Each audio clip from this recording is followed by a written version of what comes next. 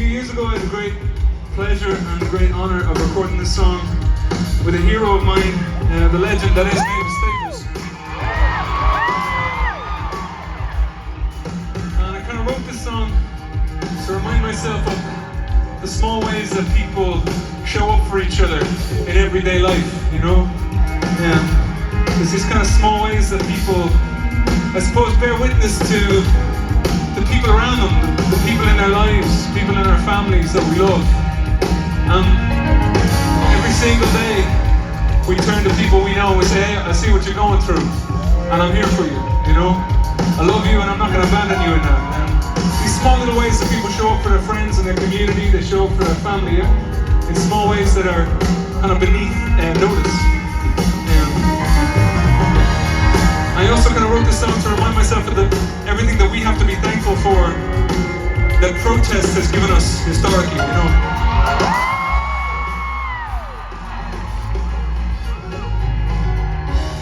Or community organization or direct action, people coming together so that themselves and the people that they love might be able to have a better life, you know.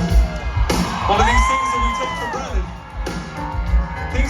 for granted, that once upon a time had to be fought very, very hard for. We take for granted things like the weekend, the fact that we have a Saturday and a Sunday to look forward to. That was something that the labor movement had to work very, very hard for a very, very long time.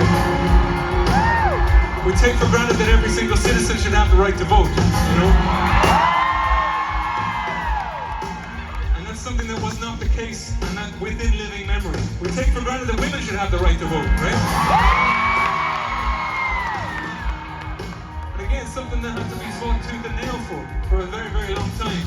But it's within living memory that women weren't able to open a bank account without the presence of a legal male guardian, you know? Didn't matter what age they were.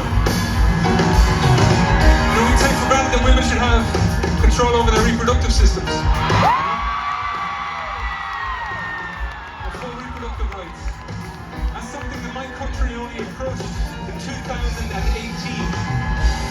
And it was not until people started getting out on the streets and women started organizing grassroots movements that politicians would offer one word to the issue.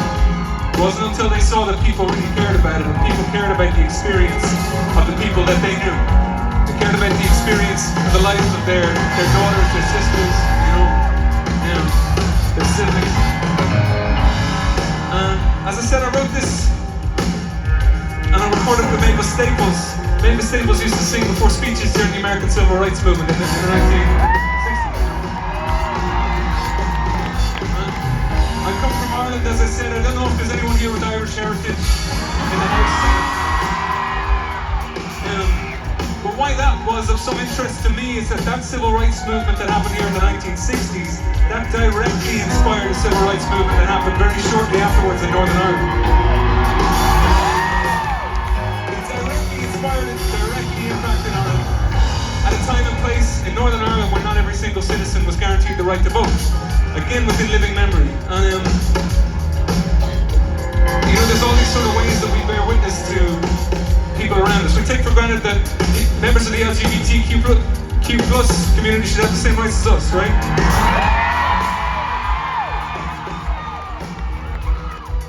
And those rights that were fought for, it also took a lot of people bearing witness to the lived experience of their neighbours, the lived experience of their siblings, their kids, and saying, you know what, I would want you to feel as welcome and secure and safe in this society as myself or anyone else. And we've been singing this song in solidarity with anybody who would, from a place of similar empathy, similar compassion, would be bearing witness to people on the other side of the world and saying, you know, no human being should have to be subject to the kind of violence we've been seeing on our TV screens over the last 8 months.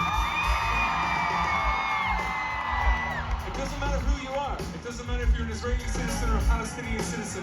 No human being should be subject to the kind of horror, the kind of terror, the kind of violence we've been seeing in Gaza. And as I said, I come from Ireland. And Ireland has a very, very long history of occupational violence. And that peace process that came about in the 1990s was due to huge involvement from US citizens and the US administration at the time. So I I grew up on a peaceful island, the net beneficiary of the involvement of citizens here in the US bearing witness to the violence that was going on in Northern Ireland and saying, you know what, that's not right. And the US administration said, you know, that's not right, we want to see a peace process. So I speak from that place of saying, I know the difference it can make. If you feel moved or urged to move out, to reach out to your representatives and say you would want to see them support a ceasefire, I so strongly urge you to let them know how important it is to you. And to seek peace and safety and security to everybody in that region. And of course, seeing peace and safety and security means seeing a Palestine free from occupation and seeing Palestine free from violence. I want to thank you for letting me speak from the heart, and I want to thank you for letting me witness the kind of goodwill, the kind of goodness, the kind of compassion that I see in a place like Kansas. The kind of goodwill and solidarity I see in a crowd like this tonight. People coming together from a place of love and goodwill to just enjoy each other's company and enjoy music together. I want to thank you for letting me witness that. And let me experience the kind of hospitality that I've experienced here while in your beautiful part of the world. Thank you so much. It's not the way it's rising. It is the grounding of a foot of compromising. It's not for going on